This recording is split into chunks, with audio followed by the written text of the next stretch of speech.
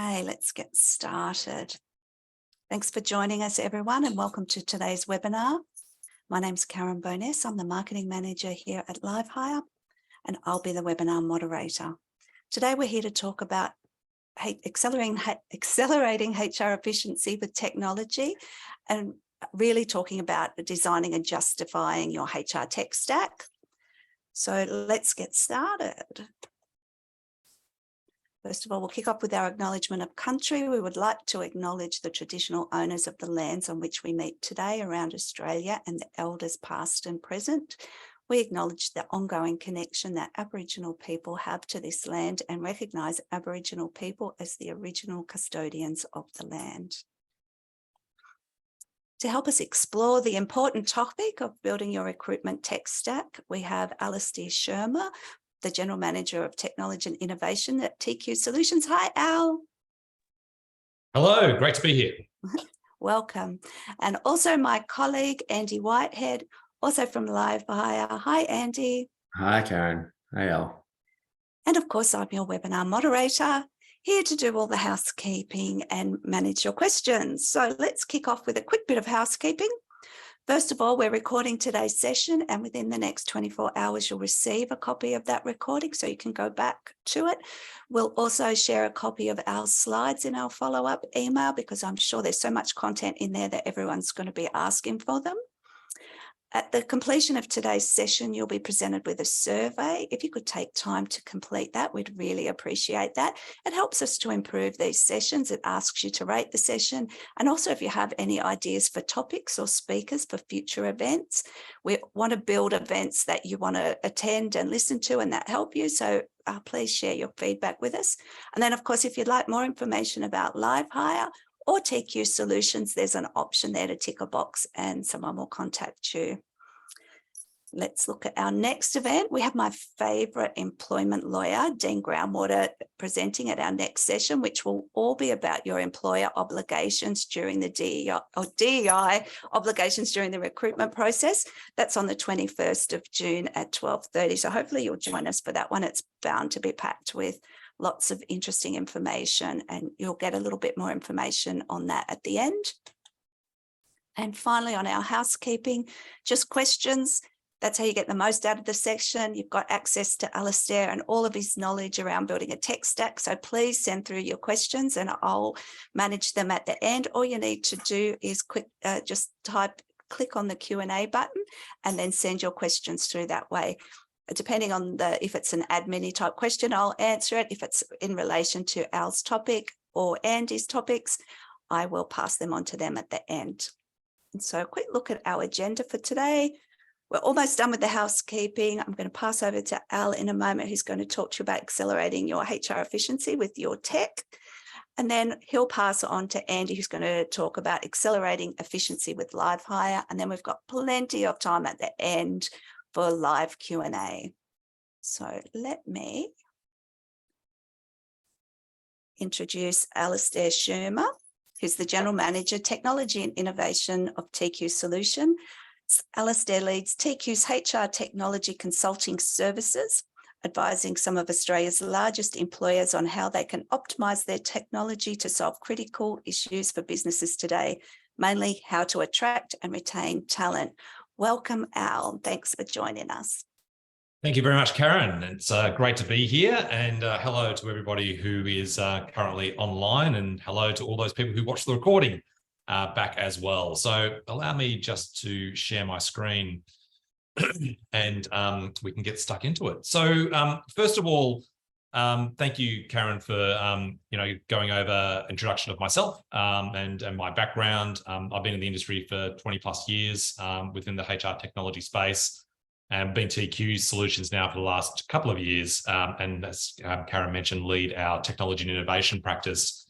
For those who don't know TQ, we are Australia's leading talent advisory firm, covering all things talent and mostly focused around sort of talent and workforce problems and challenges, and really helping organisations navigate through those.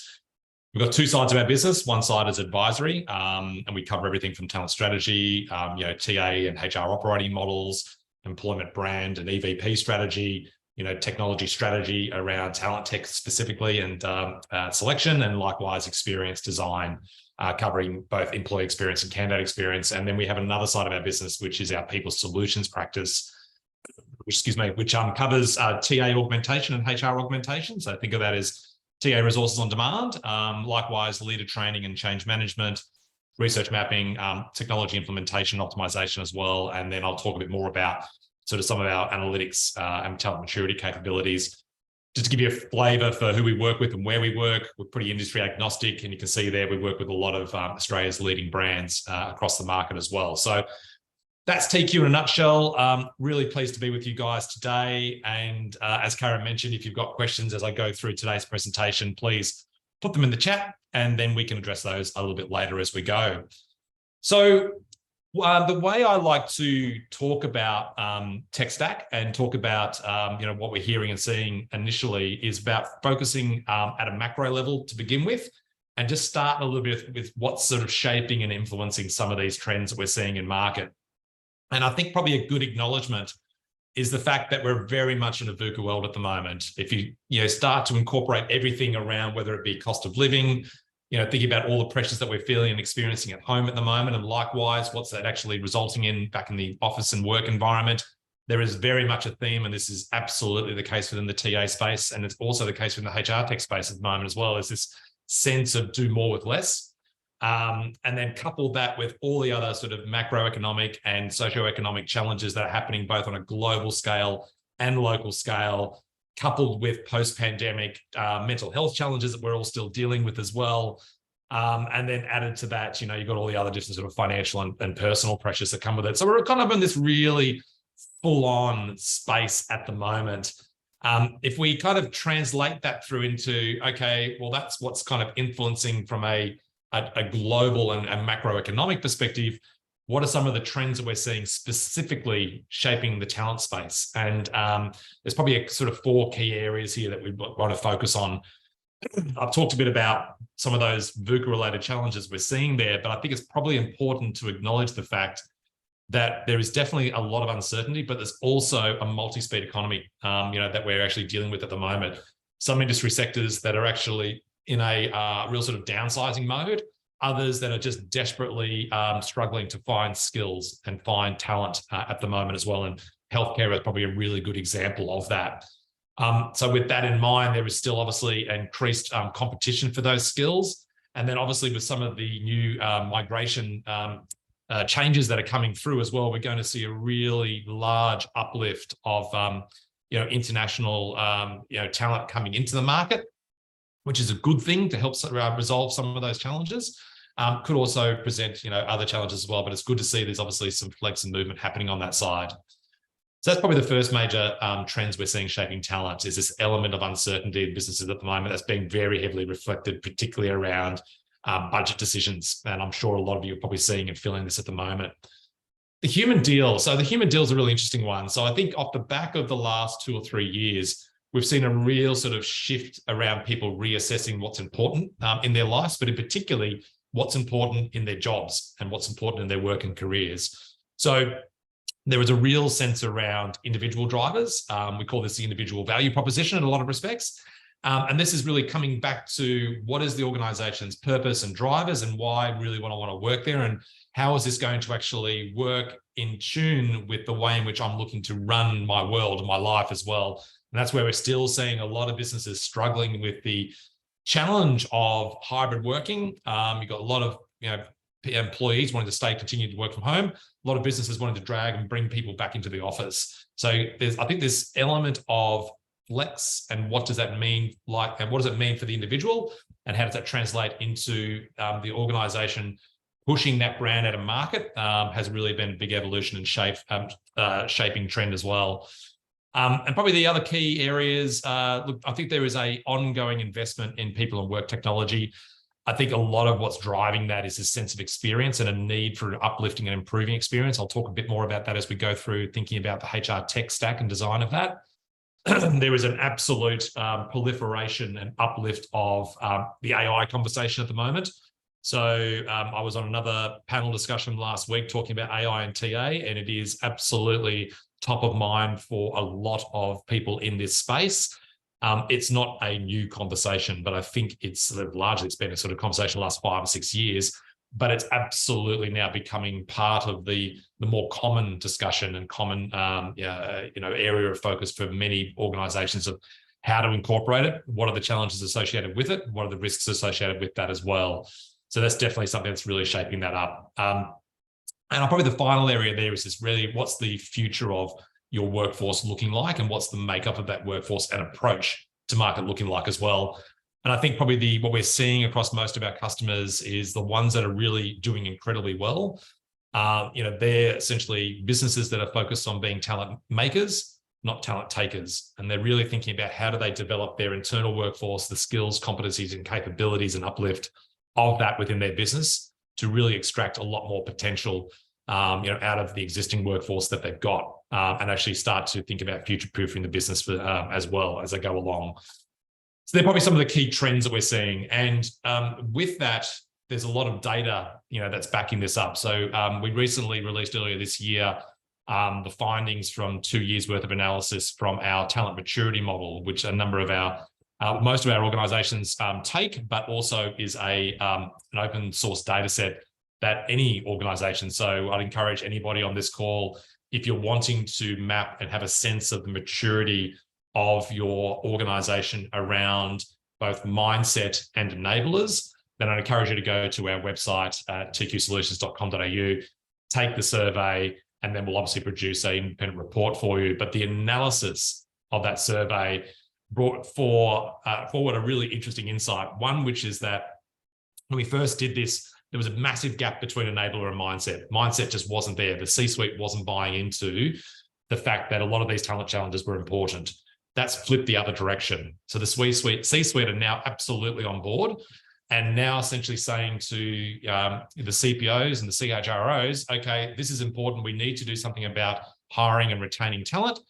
Go out and make it happen, and give me the data and the evidence around where we need to focus. So that's where it's falling down. It's falling down around these enablers, largely driven by technology and data, where the organizations don't either have the appropriate technology or don't have the appropriate data to be able to provide those insights or to be able to actually affect change quickly. And that's very much evidenced here, particularly by the third box, which is that across all of the organizations that have done it, they are only coming in at a ranking of 41% maturity when you look at the technology that they're using and the fact that it's actually designed for enhancing both user experience and, more specifically, critical moments that matter.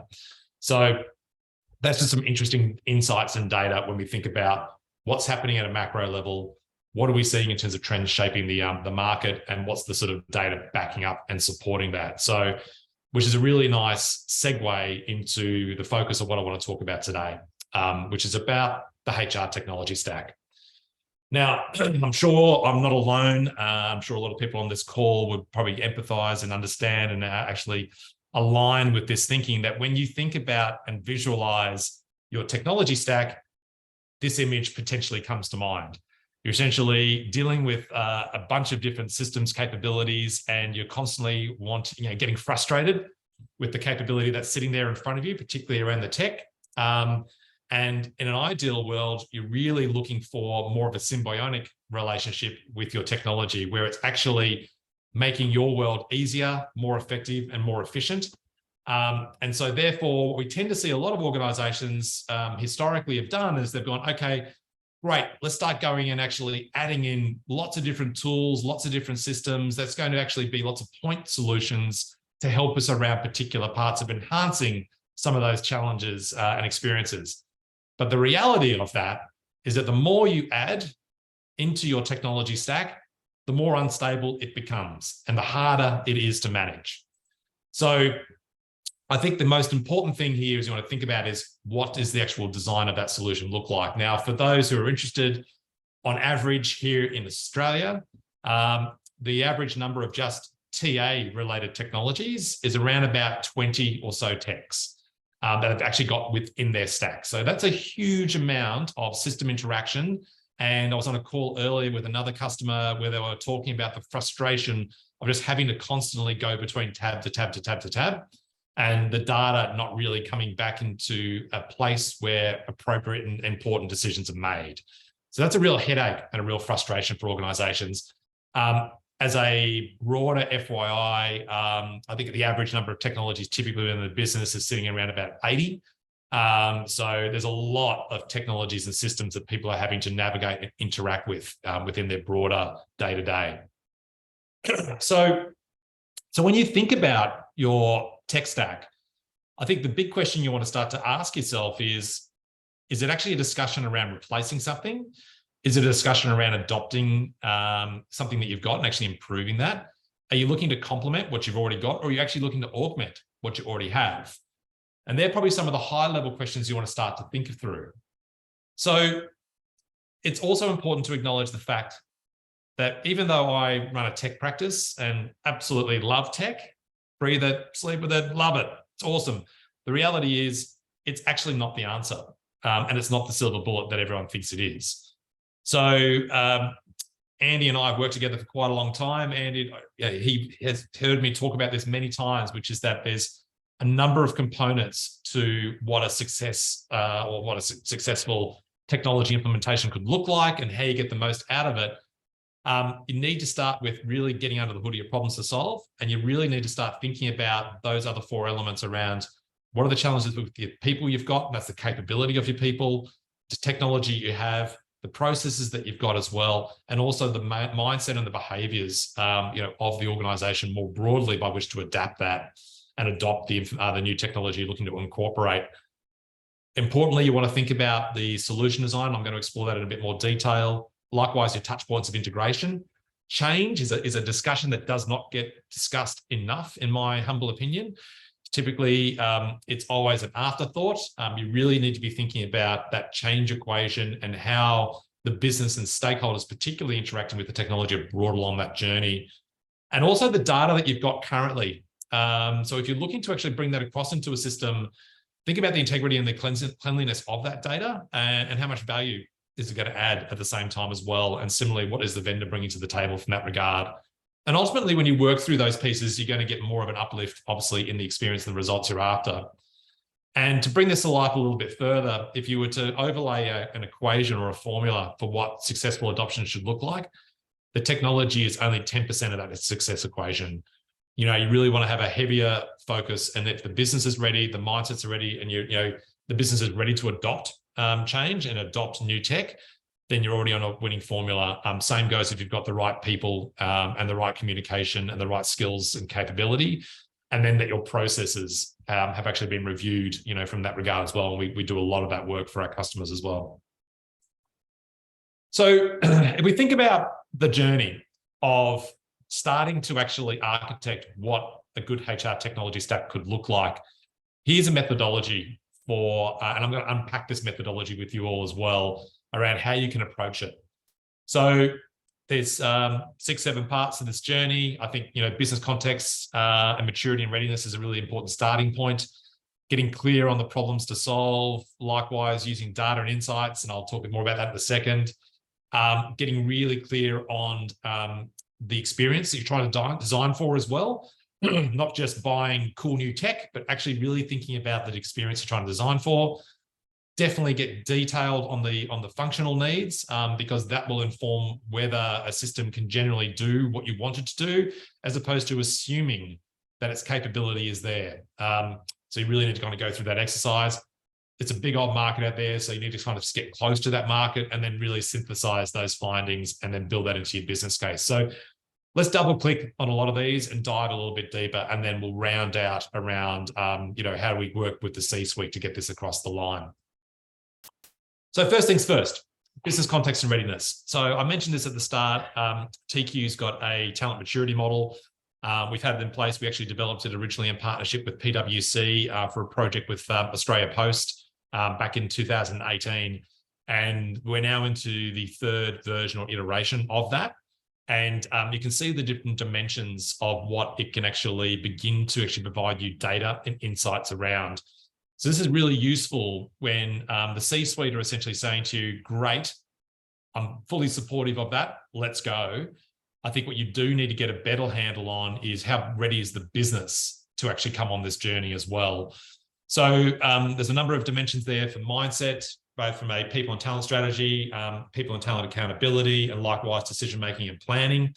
But you can see there's a number of enablers there, particularly around people, talent analytics, the function itself, the technology underpinning that, and EVP, and likewise the policies. So that's a good data-driven insight to allow you to have a good starting point to understand what you're walking into, but clearly getting a handle on the other priorities going on across the business as well is also really critically important.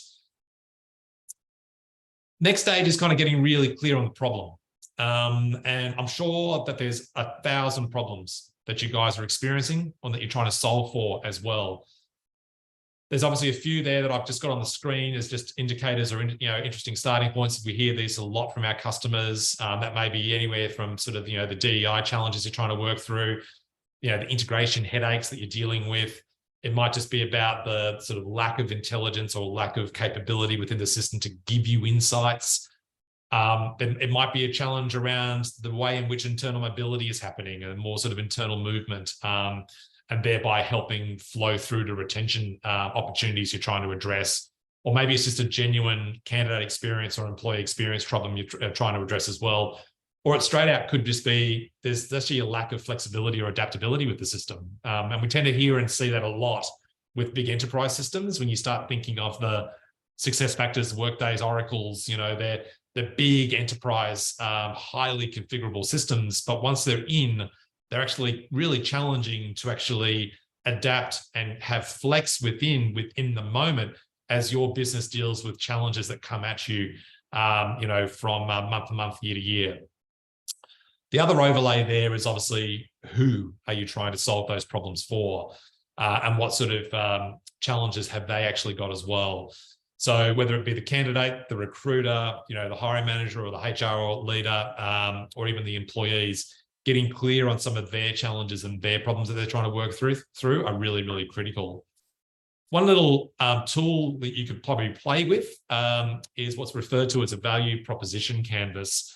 So this is a nice way of beginning to map that out and having a framework that you can begin to apply to begin to actually extract what those genuine challenges and problems are, and then overlay that with some of those who are you trying to actually solve challenges around as well. So many of you may have actually played with a canvas like this before. If you haven't, it's a nice little starting point, to be able to begin to map that out, for those particular user groups. So that's some of those areas. Okay, so now we've got a bit of a handle on context, we've got a bit of a handle on problem.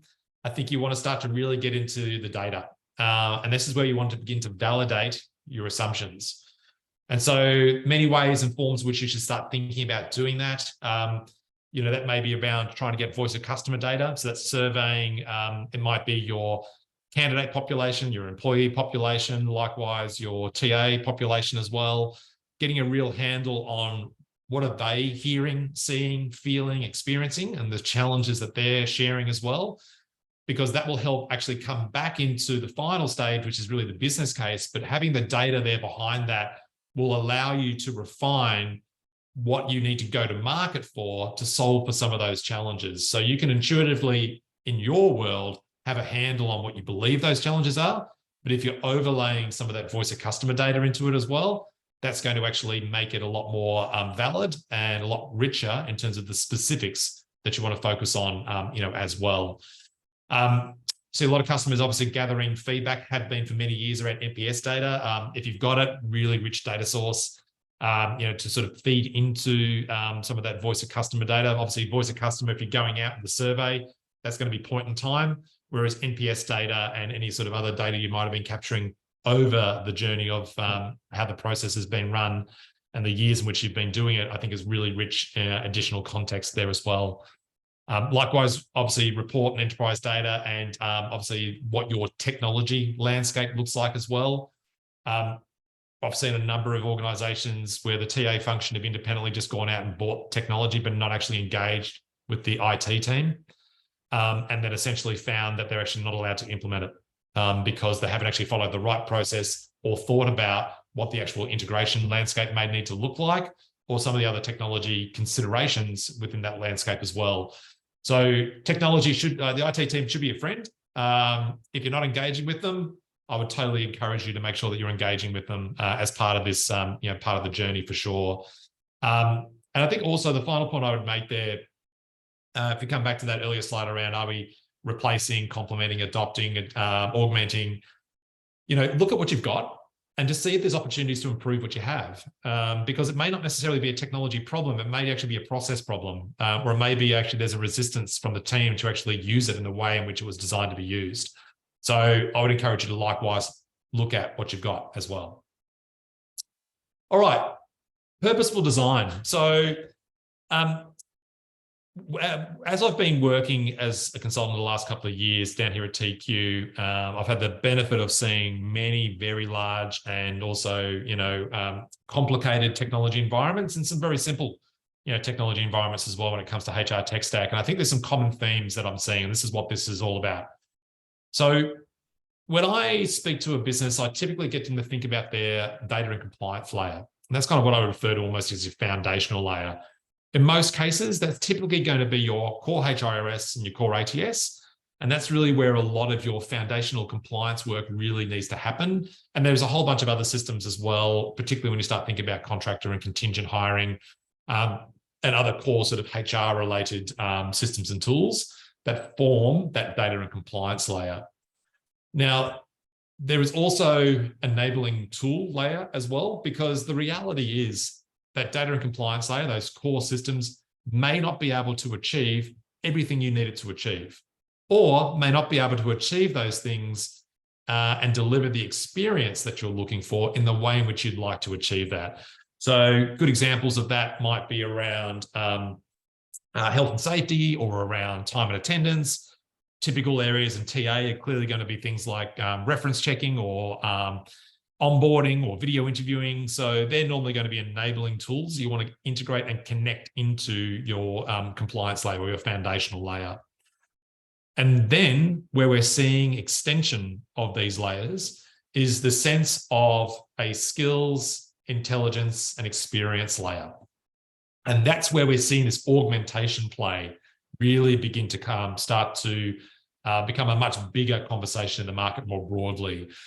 So within the TA space, particularly if you're sitting on a big enterprise system, we're seeing a lot more organizations begin to go to market to put a CRM sitting on top of that, but a CRM that can actually enable you to be able to run the recruitment process end to end, but synchronize back with your core. That's particularly important when you start thinking about the talent attraction and talent engagement opportunities. And LiveHire is a great example of with their investments within those particular fields. But likewise around the depth of particularly the investment within AI and matching within those spaces, we've seen a heavy focus and investment, in the intelligence sitting within that particular part of the equation. Where that's been extending has been into this talent marketplace world, which largely initially focused on job to candidate matching for internal workforce. That's now extended much more broadly into the worlds of career pathing, mentoring, succession visibility, deeper workforce intelligence, and that's looking at skill availability, skill demand. So but those systems can essentially be a portal for your employee network and enable them to be able to connect with learning interventions, job interventions, gig interventions. So there's been a real focus and investment in those areas as well. So I think my takeaway for you there, when you think about purposeful design, is have a think about all of the different types of tools, products that you have currently, or maybe thinking about, and overlay them into this type of layered view, and have a think about what purpose is it serving and what role is it playing within that tech stack design as well. All right, so now we've got a sense across a few of those elements. We start to get into the nuts and bolts, which is really around getting detailed on the requirements part. And I think, look, largely, without spending too much time on it, there's 4 key buckets. So you really want to get a handle on your functional needs. Likewise, the technical needs as well, and that's largely what we refer to as the non-functional. So they're going to be your things that your IT department wants to ensure that you really have a handle on. That might be around things like single sign-on, or it might be around the sort of data compliance side as well, and data security side, and integration, of course, in that function as well. And then the other two in my mind, and when it comes to requirements, is those experience requirements. So really, what is the experience and for those personas that you're trying to solve for? And likewise, workflows, and that connects nicely into processes, as well. The functional will inform some of the bottom two, but your earlier work, particularly around some of your design work, that will really influence, your experience decisions. And with workflow, automation plays an opportunity and a role within that as well. So now you've done that, let's start going to market. And without trying to scare you, there is 30,000 plus products in the HR technology landscape globally. So it's a massive, massive world out there when it comes to HR tech. And there is new vendors popping up every day, particularly with AI now as well, and particularly off the back of generative AI. We're seeing more and more products actually popping up that are a lot more sort of ChatGPT, generative AI focused. But here's just an initial scan and map that we've built, which kind of gives you a number of players. It's clearly not an exhaustive list, but some really key players across a lot of those core categories when you start thinking about your technology stack and you connect back to those layers that I was showing you there before. So once you've done your scan, clearly you've got your handle on your requirements. You want to start to actually engage, with those vendors as well and start to go through, that process of assessing them, validating them. It might be through the sense of a course of a RFP, or it may just be actually engaging those vendors. But I think if you've got clarity on the problems you're trying to solve and your needs and how we want that experience to be designed, you're going to actually make it a lot easier for the vendors to be able to tell you whether they can or not, and more specifically, a lot easier for you to be able to assess whether they can achieve your outcomes or not as well. Once you've gone through that process, then you really want to start to synthesize, your work there and start to build out the recommendations to be able to build the business case. So in building out the business case, probably a couple of key parts there that you really want to double down on when having the data that you'd already gathered to help inform that, the actual work you've done to go to market and scan based off the requirements you've got, and the actual side-by-side analysis and needs that you've actually assessed against. We do a lot of this with a lot of customers, and you do need to have a really valid process to be able to go internally to your C-suite and your procurement areas to say, right, we've followed this process. Clearly engage with them at the start, so making sure you're following the right process. But we follow this process, we've done our due diligence, and here is our recommendation. You really want to make sure it's actually aligned and connected to strategy, and likewise to the transformation that the business is trying to go on. Normally, most businesses would have a 3 to 5 year horizon on their talent strategy or their HR strategy. So I think about really connecting the journey that you're trying to design for back into the objectives that you're trying to reach from a strategic standpoint. You want to get a handle on the effort and change, that's required as part of this as well. Vendors can really help on that side. They've done hundreds of these implementations. So they'll be able to give you a handle on what's required at your end and also what's required at their end. So that way you get a handle on what the effort might be required to actually implement it. Important to note here, though, it's not just about implementation effort. There is obviously a change and comms piece that's important as part of that. And there's a post implementation adoption period as well. So some businesses, depending on size of organization, you might be a big global organization. We've just did a large consulting project last year for a big global company, 46 countries, 60,000 staff. And they were taking very much a phased approach in terms of how they were going to roll out their new technology. And they were incorporating that layer of experience and intelligence to sit on top of their core. They wanted to take a phased approach at a regional level, but also with a department focus as well. So every business takes different approaches. I would actually encourage you to have a think about the readiness equation and who is actually going to be your early adopters and also going to be your earliest advocates, particularly if you're a large global, because that's going to essentially help with your adoption and your buy-in once you begin to roll it out further across the business. Importantly, you want to actually relate that back to the impact that it's going to have both for the business and also the experience. That might be about making things simpler and easier. That might be about differentiating you from your competitors in market as well when it comes to candidate experience, for example. Or it may be about actually making your team a lot more efficient and therefore being able to free them up from administrative burden to be able to get them to spend more time with the business and partnering, with the business as well. And then finally, clearly for the keep the CFO happy, making sure that we've got real clarity on, the way in which we're going to realize those benefits and what our return would be and the financial rationale, sitting behind that. So you really want to have a handle on your costs. You really want to have a handle on where the efficiency gain is going to be. And then we've done a number of projects, particularly around talent operating models, where we've got a number of different formulaic approaches where we can actually break down every part of the process based on the number of hours it takes to do so.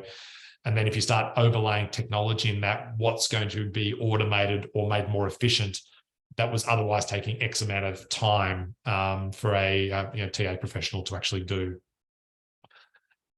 So that's kind of the final part. So that's kind of just going through that journey of taking a methodical approach to thinking about your tech stack and then beginning to think about how you design for that and then how you actually go to market and think about who to work with and who to partner with. Now, clearly in that final step, and I just want to unpack that a little bit further, which is around building the business case, there is really important considerations around thinking about the motivators, of your C-suite. Now, taking some inspiration here from actually a presentation from a lady called Nicola Harrison at a ATC talent advisory conference a couple of weeks ago. And I think she just articulated this really well. So a big shout out to Nicola. So if you look at some of those core motivators and drivers by each of those different C-level stakeholders, if you look at some of the drivers there around the CEO, they've got a pretty broad remit there covering everything from revenue and profit to obviously, the focus on the customer and innovation, likewise, the brand in market, and obviously particularly importantly at the moment, the employee and the engagement of their workforce. There was a survey by KPMG earlier this year where I think the percentage number was 74% of C-level executives, particularly CEOs, stated that their number one challenge was around hiring and retaining great talent. So that's up from 64% the year before that. So big focus, particularly around those two major pain points of both, retaining and hiring great talent. CFO, clearly their motivators and drivers are focused around cost and ROI and governance and risk. CMO, largely around revenue, customer attraction. Just a key point here, we're seeing more and more where the talent functions are working a lot closer with the customer function, marketing function, and tech functions. Finance, obviously, really important as well. The reason we're seeing them work a lot closer is that obviously there's this old adage that's been around forever, the candidate is your customer as well. So your careers website and your brand positioning in market has a direct translation through to obviously customer buying behavior, in market as well, particularly if there's negative experiences of a candidate going through a process. I had this experience with my wife actually many years ago, applied for a job, I won't say who the company was, based off the experience she had. She chose, they were actually a supplier of ours at the time. Products we used, we chose to change off the back of that. So it's a direct example of where clearly your candidate experience can have a direct impact on your customer experience as well. And that's really where the chief marketing officer and them being aware of that and supporting you around that's really important. That flows nicely through the COO as well. Obviously, employee and customer satisfaction are important. We've seen a number of examples where the traditional CHRO or chief people officer is now moving into a chief customer function, where you've got both your workforce as well as your customer or your clients actually sitting under the one function. and thinking about the experience and the consistency experience we're trying to deliver across all those functions. And obviously the CPO, their focus is really around employee engagement, workforce planning, retention, inclusion, and clearly, recruitment and development is a really important part to that. So gaining the actual buy-in, if you think back to the earlier part of the process around business context, I think really getting close to your C-suite, getting a handle on their priorities, what's kind of going on across the business. But as you're moving through this process, continuing to keep that engagement going, making sure that it's not a surprise when you get to the business case decision point, and that they're, for all intensive purposes, have bought into the journey of what you're actually trying to get them to invest in. That's probably for a bigger investment, if I'm honest, relative to that of a smaller tech investment. So a good example of that might be background checking or reference checking technology. I don't think you need to go through as much of a laborious exercise as this, but I think more generally, if you're going for transformation work, really thinking about getting their buy-in early on is really important. To be clear and transparent in terms of where you're at and what's going on. I think getting a handle on what their pains are and what their common problems are, and then aligning on those common problems are really, really important. There's going to be a whole bunch of myths to dispel, or bias or opinion that they may actually have already, where they're going to draw their own assumptions. So educating them and aligning them on what we're seeing and hearing in markets is really important. And having that base of case studies or market intelligence is a great way of cutting through that noise. So the more you can bring case studies in or external voice of market in, I think that's going to really, really help. Clearly, the financial rationale and ROI is going to be a critical part to get your budget approved and to get the business case across the line. And obviously, relationship building and trust is a really important part, to actually them backing you to actually bring this change and transformation to life. So I want to wrap it up for you and make sure that I give Andy some time at the end here as well. And I think I'm roughly close to time now at my end as well. I just want to summarize some of the key takeaways. So first of all, make sure that you engage with your C-suite and align with them on those key business problems, their priorities and their core drivers there as well. That's going to serve you well when you start thinking about the design or the impact that you're trying to have with technology and trying to get the efficiency into the business, and how you think about that stack coming together. Get really clear on the problems you're trying to solve for, and also who you're trying to solve for those problems for as well. Use data to back that up and to validate that, because that will help with your business case, but also get you crystal clear on those particular moments that matter that you need to double down on. I think it's also, I kind of don't have it on the slide, but just one point to make here. When you start thinking about those moments that matter, I would encourage you to not necessarily think, well, let's just automate everything. I want you to think about human in the loop versus technology automation, because there are really critical moments that matter that absolutely need to be done by a human. And, classic example of those might be, the verbal offer.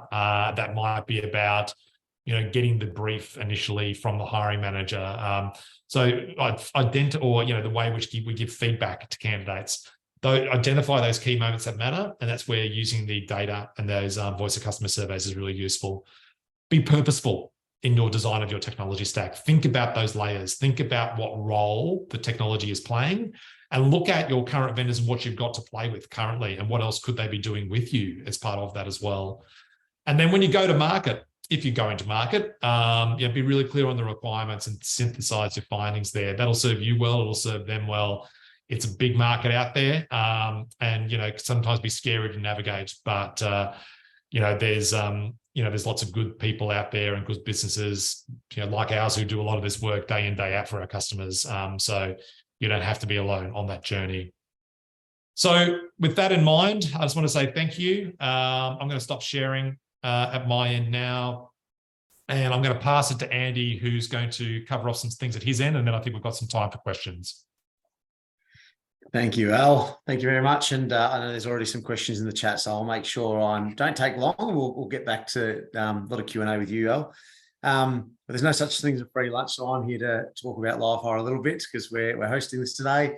So I'll just share my screen. But I don't want to talk too much about LiveHire itself. So what I just wanted to touch on is, Al's brought to life the idea of people, process, and having that visibility of what the purpose is and mindset within your organization.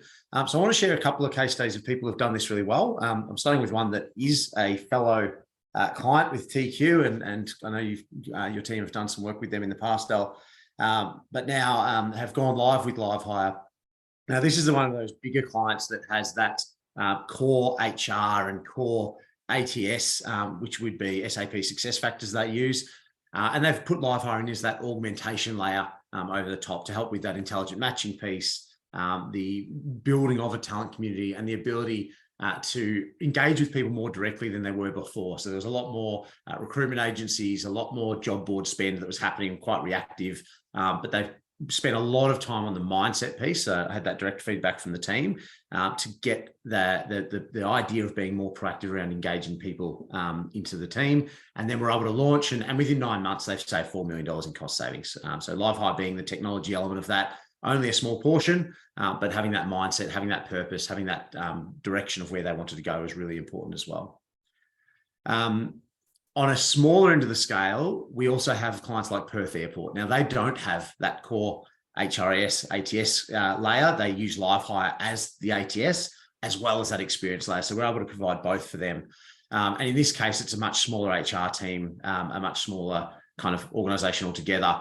But what their major problem was, a lot of the hiring activity wasn't even being centralized or had no visibility. It was being done by hiring managers going directly to recruitment agencies for the most part. And so they had a huge amount of cost.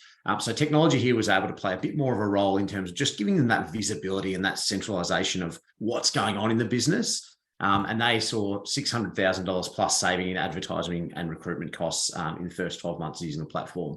So there's some really incredible things we can do.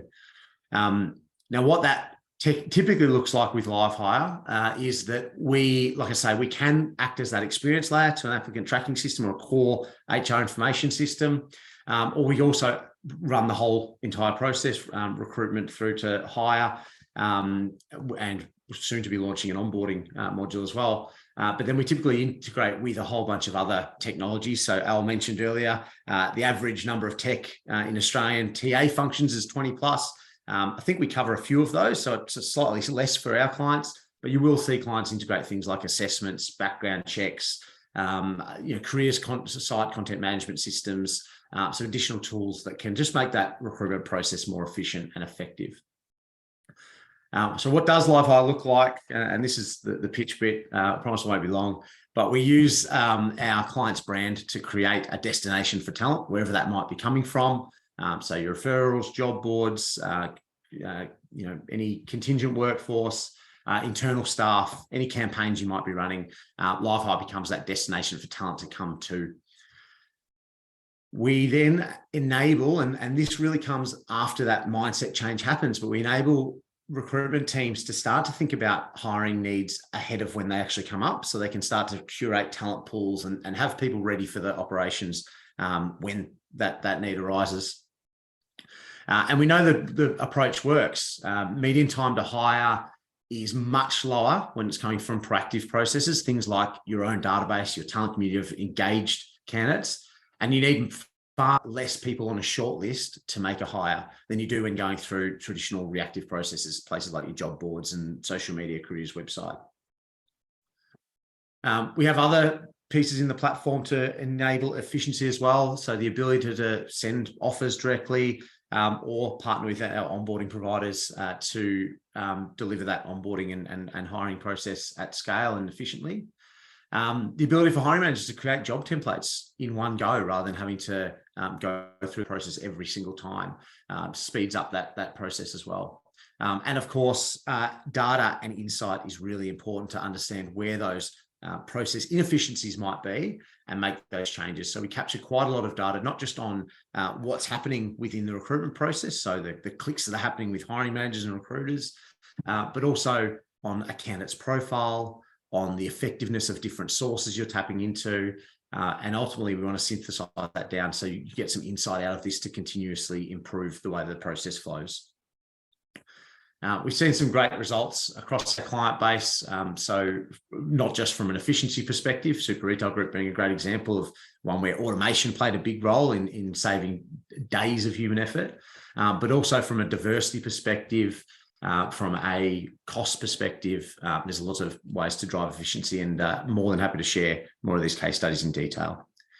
That's the end of me. So I will hand it back over to the room to ask any other questions.